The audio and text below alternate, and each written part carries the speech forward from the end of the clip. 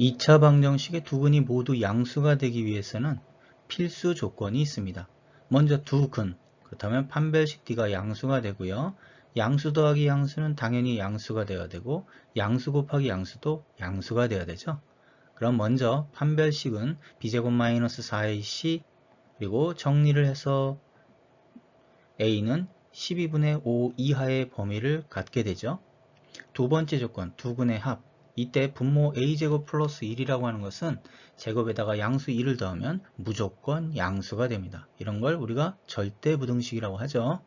그래서 양변을 a제곱 플러스 1로 곱해서 정리를 해주면 두 번째 조건에서의 a는 2분의 3 미만이 됩니다.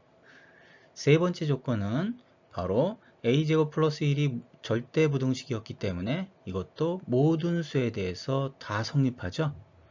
자, 그렇다면 이 세 조건을 모두 만족하는 것은 1식과 2식을 연립한 12분의 5 이하가 될 테고요. 이래서 A의 범위가 이렇게 된다면 2차 방정식은 두근이 모두 양수가 될 조건이 됩니다. 다음 2차 방정식의 두근이 모두 음수가 되기 위한 필수 조건. 먼저 두근을 갖기 위해서는 판별식 D가 0 이상, 그리고 음수 더하기 음수는 음수가 되어야 되고요. 음수 곱하기 음수는 양수가 되어야 됩니다. 먼저 판별식 D, b제곱 마이너스 4ac 정리해서 K는 2분의 1 이하가 되어야 되고요.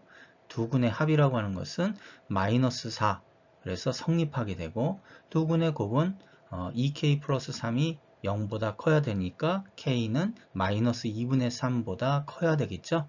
이 세 조건을 동시에 만족해야 하니까 1식과 2식을 연립해 본다면 K의 범위는 마이너스 2분의 3보다 크고 2분의 1보다 작거나 같게 됩니다.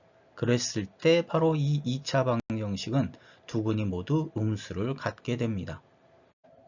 다음 2차 방정식의 두근이 하나는 양수, 하나는 음수, 즉 부호가 다를 때 필수 조건이 있습니다. 먼저 부호가 다른 두근의 곱은 당연히 음수가 되고요. 두근은 판별식 D가 0보다 커야 하는데 두근의 곱이 음수, 즉 K-9가 음수가 되면 판별식 D는 양수가 됩니다. 즉 두근의 부호가 다르면 판별식 D는 무조건 양수가 되기 때문에 판별식은 필수 조건에서 배제됩니다. 그리고 두근의 합도 절대값이 큰 쪽의 부호를 갖기 때문에 양수가 될 수도 있고 음수가 될 수도 있기 때문에 이 또한 우리가 판단해서 배제합니다. 그러므로 두근의 부호가 다를 때 2차 방정식은 다음과 같이 두근의 곱이 음수가 되기만 하면 되기 때문에 K는 9 미만이 되고요.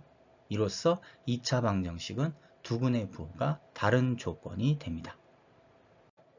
2차 방정식의 두 실근을 알파, 베타라 했을 때 먼저 두근이 모두 양수이면 판별식 D는 0 이상, 두근의 합은 양수, 두근의 곱도 양수.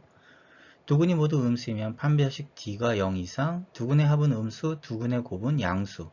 그런데 두근이 서로 부호가 다르면 두근의 곱만 음수가 되면 되는데요. 양수근의 절대값이 크게 되면 두근의 합이 양수, 두근의 곱이 음수.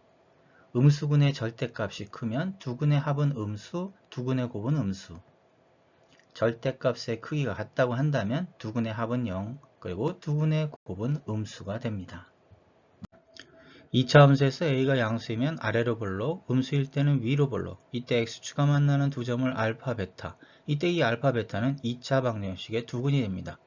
이때 한 점 피해서 이 두근을 바라볼 때 이 두근보다 작은 쪽에 바로 점 P가 있고 그 P에 대한 함수 값은 아래로 볼록일 때는 X축 위쪽에 있기 때문에 양수가 되고요. 위로 볼록일 때는 X축 아래쪽에 있으니까 음수가 되겠죠. 이와 같이 두근보다 작은 P점이 있을 때 필수 조건 세 가지가 나타나는데 먼저 두근이니까 판별식 D가 양수, 그 다음에 P점은 대칭축 왼쪽이 되겠죠. 그리고 A가 양수일 때 함수값 P는 양수, A가 음수일 때 함수값 P는 음수가 되죠.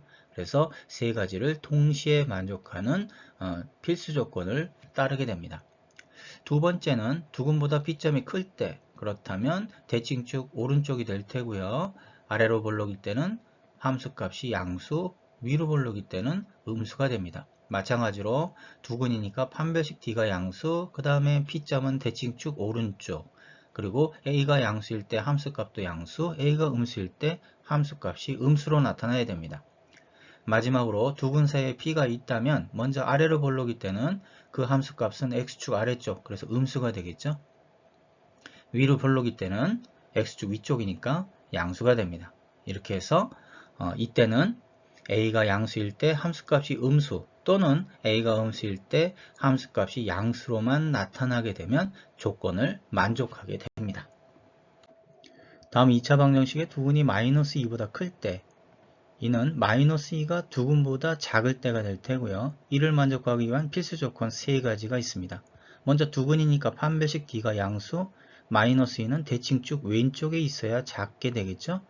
그리고 세 번째, A가 양수일 때 함수값이 양수, A가 음수일 때 함수값이 음수입니다.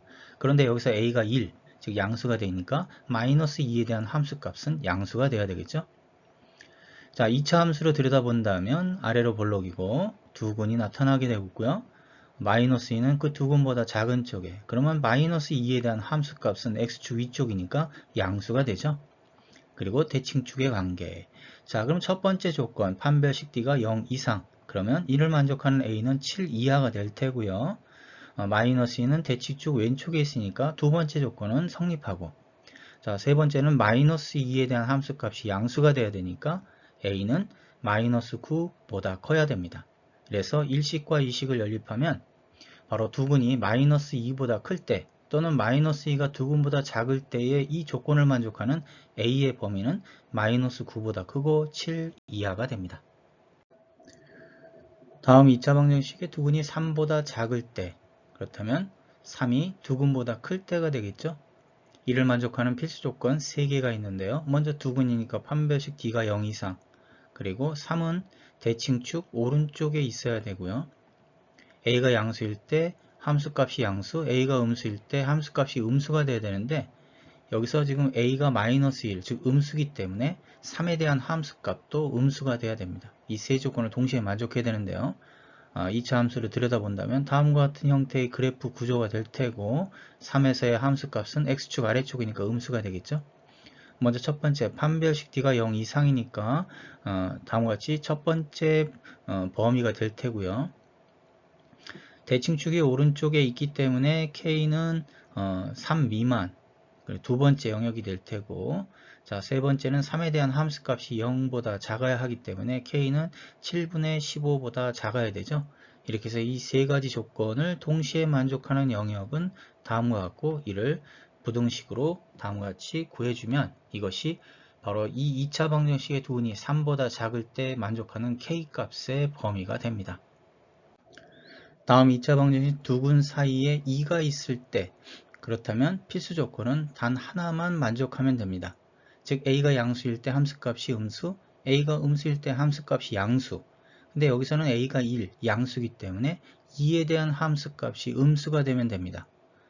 이 2차식을 2차 함수로 들여다보면 쉽게 이해할 수 있는데요. 두근 사이에 2가 있기 때문에 그 2에서의 함수값은 X축 아래쪽, 그래서 음수가 되어야만 합니다. 그리고 이게 음수가 된다는 얘기는 아래로 블록에서 양수에서 음수, 음수에서 양수로 이동하기 때문에 0인 지점 알파와 베타를 반드시 통과하게 되기 때문에 두 실근을 가질 수밖에 없습니다. 그래서 판별식 D는 필수 조건이 될 수가 없었던 거죠. 자, 그러면 2에 대한 함수값이 음수가 되기 위한 M의 범위는 마이너스 5분의 6 미만이 되고요. 이랬을 때 2차 방정식의 두근 사이에 2가 있을 조건이 됩니다.